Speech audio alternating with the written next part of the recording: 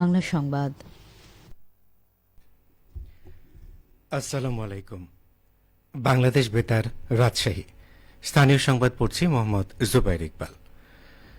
বৃক্ষরোপণে সাজাই দেশ, সবার আগে বাংলাদেশ, এই প্রতিপাদ্যে রাজশাহী বিভাগীয় বৃক্ষ মেলা উদ্বোধন করেছেন ভূমিমন্ত্রী মোহাম্মদ মিজানুর রহমান মিনু।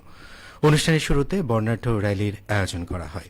র্যালি শেষে মেলা প্রাঙ্গণে আলোচনা সভা অনুষ্ঠিত হয়। সভায় ভূমিমন্ত্রী মোহাম্মদ মিজানুর রহমান মিনু বলেন, সম্মিলিতভাবে নবায়নের ফলে রাজশাহীকে মরুকরণ থেকে রক্ষা করা গেছে। প্রধানমন্ত্রী দেশব্যাপী 5 বছরে 25 কোটি বৃক্ষরোপণের যে কর্মসূচি হাতে নিয়েছেন তা সফল হলে বাংলাদেশ একটি মাইল ফলক অর্জন করবে। আগামী প্রজন্মকে বৃক্ষের গুরুত্ব বোঝাতে এই বৃক্ষরোপণ কর্মসূচি গুরুত্বপূর্ণ ভূমিকা পালন করছে। নজরুল ভিলেজে 15 দিন ব্যাপী এই মেলার আয়োজন করছে জেলা প্রশাসন ও সামাজিক বন বিভাগ। মেলায় 52টি স্টলে 3 শতাধিক জাতের বৃক্ষ রয়েছে। স্বাস্থ্য ও পরিবার কল্যাণ প্রতিমন্ত্রী ড এম এ মুহিত এমপি বলেছেন, নির্বাচনী ইস্তেহারের ঘোষিত সার্বজনীন স্বাস্থ্যসেবা নিশ্চিতে প্রান্তিক পর্যায়ে স্বাস্থ্যসেবা পৌঁছে দিতে কাজ করছে সরকার। এ লক্ষ্য বাস্তবায়নে জেলা ও উপজেলা স্বাস্থ্য কমপ্লেক্সগুলো আধুনিকায়ন শুরু হয়েছে। আজ সিরাজগঞ্জের শাহজাদপুর উপজেলার জামিরটায় দাতা সংস্থা অরবিসের সহযোগিতায় স্থাপিত চক্ষু সেবা কেন্দ্র জামিরটা ভিশন সেন্টার উদ্বোধন অনুষ্ঠানে প্রধান অতিথির বক্তব্যে প্রতিমন্ত্রী এসব কথা বলেন। প্রতিমন্ত্রী আরও বলেন, যে রোগগুলো চিকিৎসা নিতে বিপুল অর্থ ব্যয়ে জনসাধারণকে ঢাকায় ছুটতে হয় তার মধ্যে অন্যতম চক্ষু চিকিৎসা। সরকারি ও বেসরকারি উদ্যোগে আধুনিক ও উন্নত মানের চক্ষু চিকিৎসা সেবা সহজলভ্য করতে বিশেষভাবে কাজ করছে সরকার। কৃষি জমিতে বিদেশি ফল আঙ্গুর উৎপাদন করে স্বপ্ন বুনছেন রাজশাহীর একাধিক তরুণ কৃষি উদ্যোক্তা।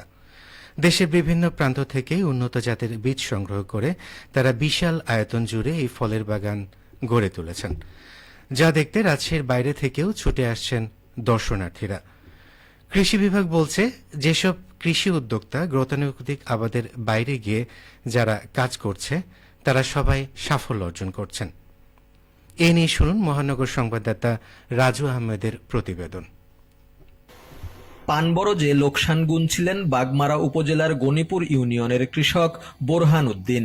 এমন অবস্থায় আঙ্গুর ফলের আবাদের কথা শুনে তিনি পানের বরজে আঙ্গুর চাষ শুরু করেন 1 বছর আগে। 2 বিঘা জমিতে আঙ্গুরের ফলন দেখে নিজেই অবাক কৃষক বোরহান উদ্দিন। আমাদের এখানে পান বরজ ছিল, তো পান বরজ হঠাৎ করে 1 তারিখে শিল হওয়ার পরে সম্পূর্ণ মারা যায়। পরে চিন্তা ভাবনা করলাম যে দেখি নতুন কিছু করা যায় নাকি। ফসলে অনেক দিন থেকে লসই দিয়ে আসছিলাম, তো হঠাৎ করে এই চিন্তাধারা আসলো যে এতদিন লস দিলাম, দেখেন এই আঙ্গুরটা করে দেখি। তো ছেলের সঙ্গে পরামর্শ করে তারপরে ইনশাল্লাহ এটা লাগাইছি। তো দেখছেন, তো এটা সর্বমোট আমার ওই চারা টারা দিয়ে 1,05,000 টাকার মতো খরচ হবে আর কি। তার বাগানে রয়েছে ব্ল্যাক ম্যাজিক, অ্যাংলো ও গ্রিন লং সহ বিভিন্ন জাতের আঙ্গুর। ফলন দেখে বোরহানের মতো সবাই এখন আঙ্গুর চাষে ঝুঁকছেন। পরামর্শক হিসেবে কাজ করছে ছেলে ইমাম হাসান সাগর।